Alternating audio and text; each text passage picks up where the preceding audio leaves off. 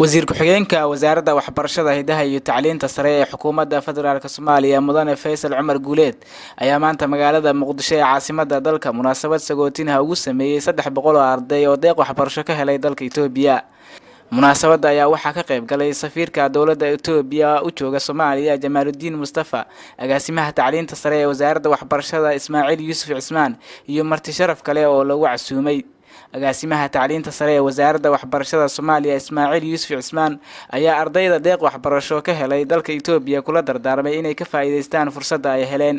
Jamaaluddin Mustafa, safiirka dawladda Itoobiya u jooga Soomaaliya, ayaa ardayda u sheegay in ay u diyaar garoobaan in ay horumariyaan waxbarashadooda.